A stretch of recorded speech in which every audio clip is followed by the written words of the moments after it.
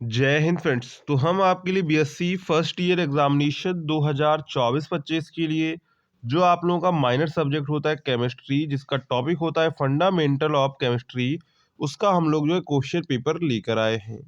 Paper code यहाँ पर आप देख सकते हैं 9003B051N। तो ये क्वेश्चन पेपर आपके जो है बीएससी फर्स्ट ईयर एग्जामिनेशन 2024-25 के लिए वेरी वेरी इंपॉर्टेंट है।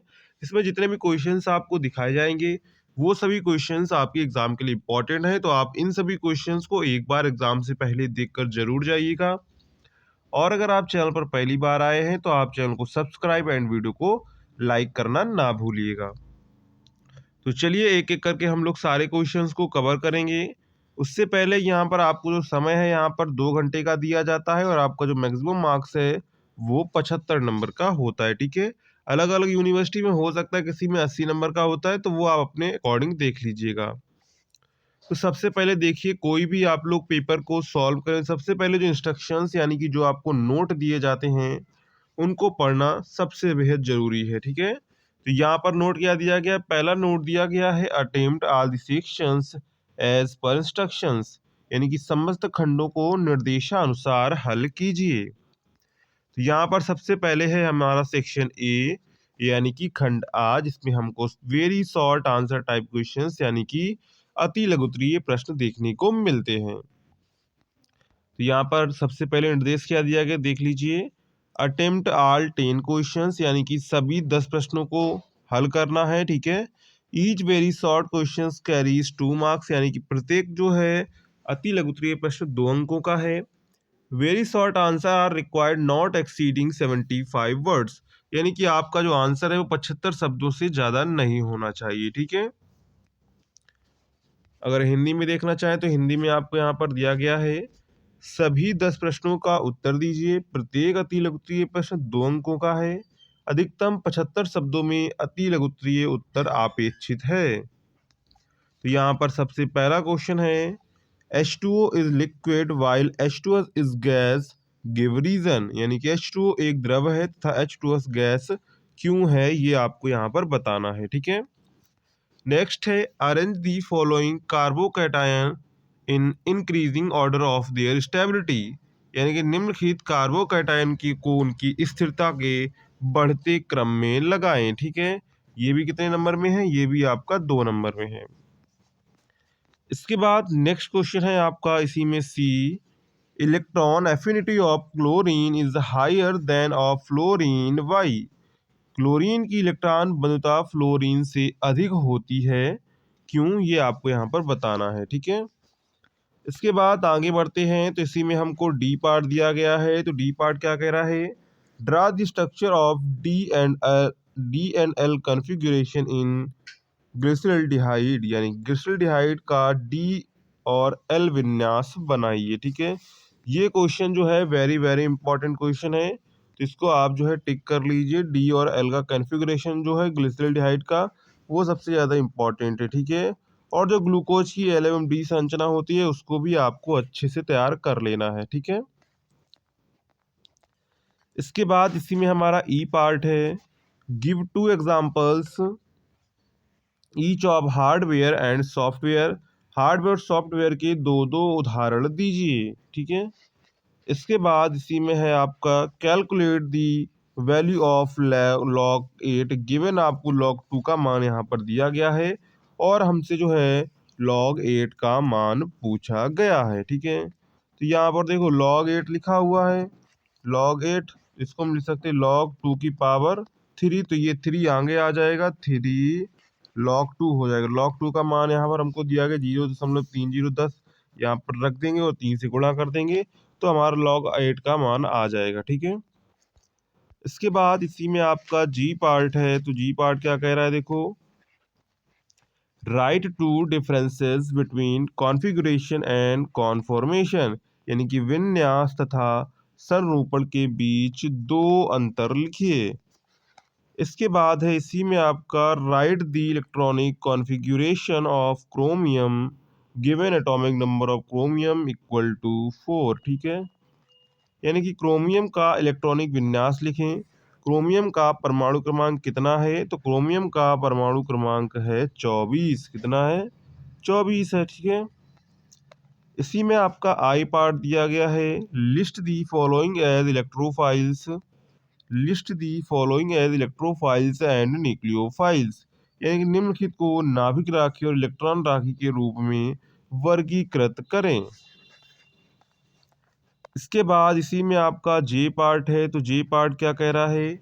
CO2 has zero dipole movement whereas H2O has positive dipole movement why, यानी कार्बन डाइऑक्साइड जो है CO2 का द्विध्रुव आघूर्ण शून्य होता है, जबकि जल H2O का द्विध्रुव आघूर्ण धनात्मक होता है। तो यहाँ पर जो है हमने टोटल यहाँ पर 10 क्वेश्चन देखे हैं और एक क्वेश्चन आपका 2 नंबर का है, यानी कि 20 नंबर का आपका जो है सेक्शन ए हो जाता है। ठीक है, इसके बाद आता है सेक्शन बी, जिसमें हमको खंड बा यानी कि शॉर्ट आंसर टाइप क्वेश्चंस देखने को मिलते हैं। तो यहाँ पर देखिए नोट क्या दिया गया है। Attempt any 2 questions, each short questions carries 15 marks, short answer required not exceeding to 200 words, यानी किन्हीं 2 प्रश्नों के आपको उत्तर देने हैं और प्रत्येक जो लघुत्तरीय प्रश्न है वो 15 अंकों का है और जो है शब्दों का उत्तर जो है 200 शब्दों में अपेक्षित है। ठीक है, इसके बाद तो यहाँ पर क्वेश्चन क्या दे रहा है? क्वेश्चन है हमारा right short note on any 3, निम्नलिखित में से किन्हीं 3 पर संक्षिप्त आपको टिप्पणी लिखनी है। जैसी पहली है आपको कार्बीन पर टिप्पणी लिखनी है। किस पर? कार्बीन पर लिखनी है। दूसरा है इसमें input device and storage device in computer, यानी कंप्यूटर में इनपुट उपकरण और आउटपुट उपकरण के बारे में आपको टिप्पणी करनी है। इसके बाद इसी में आपका है लीनियर ग्राफ। क्या है? लीनियर ग्राफ, यानी कि रेखीय ग्राफ में कर सकते हैं। इसके बाद है बेंड्स रूल, यानी कि बेंड्स का नियम। इसके बाद है स्लेटर रूल, यानी कि स्लेटर का नियम। तो यहाँ पर आपको टोटल 5 दिए, 5 में से आपको कोई 3 यहाँ पर करने हैं। ठीक है, इसके बाद इसी में आपका थर्ड क्वेश्चन है। तो थर्ड क्वेश्चन क्या कह रहा है? देखो, discuss stereomerism of tartaric acid in detail, यानी कि टार्ट्रिक अम्ल में त्रिविम समावयवता विस्तार से समझाएं। क्या है? टार्ट्रिक अम्ल में त्रिविम समावयवता विस्तार से समझाएं। इसके बाद है इसी में आपका question number 4, what is Fajan rule, explain the term polarization, polarizing power and polarizability, discuss with example, यानी कि फजान का नियम क्या है, ध्रुवीकरण, ध्रुवण शक्ति और ध्रुवणिता समझाइए, उदाहरण सहित आपको यहाँ पर वर्णन करना है। ठीक है, तो ये आपके 15-15 नंबर में है। ठीक है, तो इन सभी प्रश्नों में आपको क्या करना है? किन्हीं 2 प्रश्नों के उत्तर आपको देने हैं। इसी में आपको नेक्स्ट दिया गया है define ionization energy, discuss the factors affecting ionization energy, how does it vary down a group and along a period, यानी कि आयनन ऊर्जा को परिभाषित करें, यह किन कारकों पर निर्भर करती है, समूह में और आवर्त में ये कैसे बदलती है। इसके बाद आता है हमारा सेक्शन सी, यानी कि खंड सा, जिसे हमको लॉन्ग आंसर टाइप क्वेश्चन देखने को मिलेगा और ये है हमारा दीर्घ उत्तरीय प्रश्न। ठीक है, तो यहाँ पर नोट देख लीजिए, नोट क्या दिया गया है। Answer any one question is long question carries 25 marks, long answer is required is not exceeding 800 words, यानी किसी एक प्रश्न का उत्तर आपको देना है। ठीक है, किसी एक प्रश्न का उत्तर दीजिए। प्रत्येक दीर्घ उत्तरीय प्रश्न 25 अंकों का है। अधिकतम 800 शब्दों में दीर्घ उत्तर अपेक्षित है। तो यहाँ पर पहला हमसे क्वेश्चन पूछ लिया गया है। देखो क्या क्वेश्चन पूछा गया है। What is balance cell electron pair repulsion, यानी कि VSEPR theory, explain the shape of the following molecules on the basis of VSEPR theory, H2O, NH3, ClF3 और PCl5। ठीक है, इनके आपको क्या करना है कि आपको जो following molecules on the basis of VSEPR theory. ठीक है, संयोजकता कोष इलेक्ट्रॉन युग्म प्रतिकर्ष सिद्धांत क्या है? संयोजकता कोष इलेक्ट्रॉन युग्म प्रतिकर्ष सिद्धांत के आधार पर निम्न अणुओं की विवेचना कीजिए। ठीक है, इसके बाद इसी में आपका है क्वेश्चन नंबर 7, इसी का ए पार्ट है discuss conformational isomerism of n butane in detail, यानी कि ब्यूटेन में सर्वरूपीय समावयवता विस्तार से समझाइए। इसके बाद इसी में आपका बी पार्ट दिया गया है, तो बी पार्ट क्या है? डिफाइन दी फॉलोइंग, यानी कि निम्न को परिभाषित करें। ऑप्टिकल एक्टिविटी यानी कि प्रकाशिक गतिविधि। और इसी में आपका थर्ड है प्रतिबिंब रूपी, यानी कि इनएंटीमरस, ठीक है। इसके बाद इसी में आपका थर्ड है डायस्ट्रेमर्स, अप्रतिबिंब रूपी। इसी में आपका चौथा है स्टीरियोजेनिक सेंटर, यानी कि स्टीरियोजेनिक केंद्र। और इसी में आपका पांचवा है कैरिलिटी, क्या है? कैरिटी यानी कि कायरलता, ठीक है। इसके बाद इसी में आपका 8 क्वेश्चन है, तो 8 क्वेश्चन क्या कह रहा है? Explain the following in brief any 5, यानी कि निम्न को संक्षिप्त में समझाइए किन्हीं 5 को, ठीक है। यहाँ पर पहला है हमारा, देखिए, chloro acetic acid is stronger than acetic acid, यानी क्लोरो एसिटिक अम्ल जो है एसिटिक एसिड अम्ल से प्रबल होता है, क्यों? ये आपको यहाँ पर बताना है, ठीक है। इसके बाद इसी में आपका थर्ड है, थर्ड क्या है? थर्ड है phenol is acidic is nature, यानी फिनॉल अम्लीय होता है। इसी में आपका नेक्स्ट है N2 is diamagnetic but O2 is paramagnetic, यानी कि N2 प्रतिचुंबकीय है जबकि O2 अनुचुंबकीय है।